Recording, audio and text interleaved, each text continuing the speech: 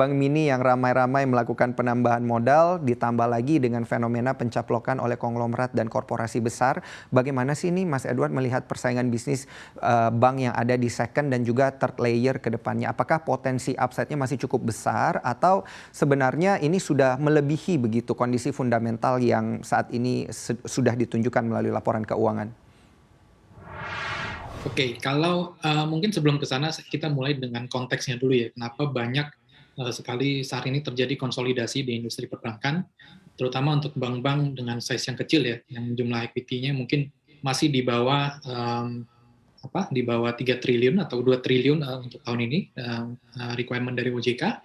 Nah, untuk Baik. bank yang belum memenuhi kriteria permodalan itu, maka ada konsekuensinya, yaitu diturunkan statusnya dari bank umum menjadi Mhm. bank BPR. Nah, dengan Mhm. kondisi seperti ini, maka bank yang masih mini-mini ini terpaksa harus melakukan penambahan modal, baik itu dengan cara capital injection dari pemegang saham existing yang saat ini, atau mereka terpaksa harus mencari partner lain. Atau opsi ketiga adalah terpaksa juga harus dijual ke pihak ketiga jika pemegang saham yang existing sekarang belum siap untuk memenuhi permodalan tersebut. Maka dari itu kita lihat banyak sekali terjadi M&A di industri perbankan saat ini. Nah, kalau dari Mhm. segi persaingan tentu akan lebih sengit dari sebelumnya karena dengan banyaknya player-player baru yang masuk ya, dan juga dari segi permodalan juga jauh lebih besar dari sebelumnya karena ada red issue tersebut. Tentunya persaingan ke depan akan lebih besar dan belakang ini kita juga melihat bahwa banyak pemain-pemain baru yang sudah mulai agresif untuk dalam segi promosi dan juga memberikan insentif untuk menarik nasabah. Nah, tantangan Mhm. utama bank-bank mini ini adalah menurut saya bagaimana caranya mereka bisa memanfaatkan teknologi untuk berhemat. Jadi hematnya itu dalam segi biaya operasi dan juga bagaimana cara mereka bisa menjangkau masyarakat yang jauh lebih luas lagi. Nah, karena kalau mereka berkompetisi dengan cara yang lama ya, yang konvensional, tentu Baik.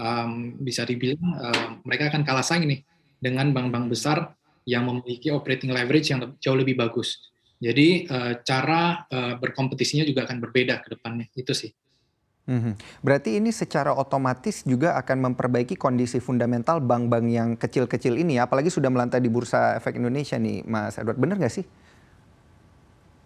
Benar benar, dan kalau Mhm. kita lihat dengan adanya capital injection ini tentu permodalan semakin kuat dan juga dengan modal yang lebih tinggi maka kemampuan untuk bank-bank mini itu untuk memberikan cadangan itu juga jauh lebih bagus. Mas Edward, langsung saja kita bahas ini terkait right issue dari Alobank atau BBHI. Seperti apa nih untuk Alobank sendiri? Apakah right issue ini akan menaikkan daya saing BBHI ke depannya dan valuasinya akan lebih menarik?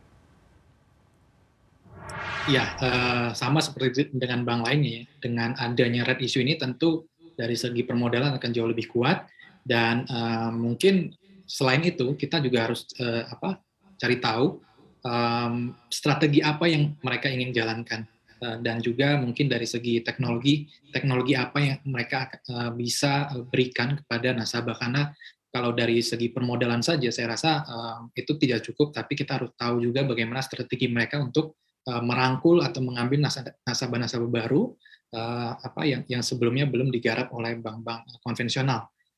Menurut saya sih dengan right issue ini dan kalau memang partnernya ada dan partnernya bagus, saya rasa upside ke depan juga pasti akan terrefleksi di harga saham begitu. Nah, ini mumpung disinggung harga sahamnya akan seperti apa nih nantinya untuk pergerakan harga sahamnya? Apakah harga saham yang sekarang ini bisa kita bilang udah mahal banget atau nanti setelah red issue ini nanti akan menyesuaikan atau seperti apa nih, Mas Edward? Oke, kalau harga saham kalau kita melihat secara valuasi ya, kalau kita compare dengan price to book value, maka itu akan terlihat mahal. Namun untuk bank digital ini agak sulit kalau kita menggunakan price to book sebagai basis untuk valuasi karena Mhm. price to book value itu valuation yang kita pakai itu biasanya untuk mem-value bank-bank yang memang sudah growth-nya sudah stabil, terutama untuk bank-bank besar. Namun untuk bank-bank digital ini mungkin agak terlalu dini untuk kita memberikan satu statement bahwa bank ini sudah mahal atau masih ada upside, karena kita masih belum tahu strategi ke depannya setelah seperti apa setelah adanya red issue ini, dan produk-produk apa saja yang mereka akan berikan kepada masyarakat, dan bagaimana prospek kinerjanya ke depan. Jadi 3 poin itu kita masih belum bisa kita kita Baik. belum ada gambaran menurut saya, jadi agak sulit untuk memberikan statement atau memberikan komen untuk soal valuasi ya, terutama untuk bank-bank digital yang memang belum ada red issue atau belum memiliki partner dari segi digital ecosystem dan juga partner dalam segi teknologinya. Dan bank-bank mini ini, selain BBHI mungkin yang jadi rekomendasi, ada nggak sih ini bank-bank mini lain yang direkomendasikan untuk dikoleksi Sobat Cuan jangka pendek maupun jangka panjang? Oke, mungkin pertanyaan terakhir dulu ya. Saya rasa sebagai investor ya, kalau kita ingin berinvestasi di bank digital, mungkin time frame kita harus lebih panjang. Kalau pendek mungkin kita bisa memanfaatkan momentum trading, tapi menurut saya upside paling besar itu ada di kalau kita berinvestasi jangka panjang, karena bank-bank digital ini saat ini masih dalam posisi awal, masih dalam growth stage yang sangat awal sekali, dan upside-nya itu sangat besar menurut saya. Nah, kalau ditanya mengenai bank digital atau saham-saham bank digital apa aja yang perlu kita lihat, mungkin begini, kita harus tahu dulu apa yang harus kita lihat, apa yang harus kita expect dalam suatu bank digital ya. Mungkin yang pertama dan yang paling penting adalah bagaimana caranya mereka melakukan lending. Apakah lending capability mereka itu cukup bagus? Itu yang paling penting yang kita lihat menurut saya. Lalu yang kedua, ekosistemnya seberapa besar, dan kalaupun ekosistemnya kecil, seaktif apa mereka melakukan partnership dengan digital ekosistem lainnya yang di luar dari grup mereka. Jadi 2 hal itu yang menurut saya sangat penting untuk kita lihat. Dan kalau ditanya rekomendasi, mungkin karena opsi dari bank digital saat ini tidak terlalu banyak ya, yang sudah fully operate sebagai digital bank, mungkin cuma 3, 4, sampai 5 nama saja, sedangkan sisanya mungkin sekarang masih dalam tahap penjajakan untuk mencari partner atau dalam tahap right issue dan lain sebagainya. Jadi mungkin yang bisa kita lihat ya untuk bank digital saat ini mungkin hanya ada Bank Jago, lalu ada Bank Neocommerce, lalu ada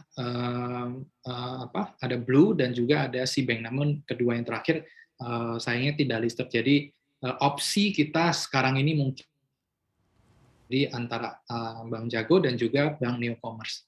Begitu. Jangan lupa untuk install aplikasi CNBC Indonesia di App Store dan juga di Play Store untuk terus mengikuti informasi dan berita terkini terkait ekonomi dan juga bisnis.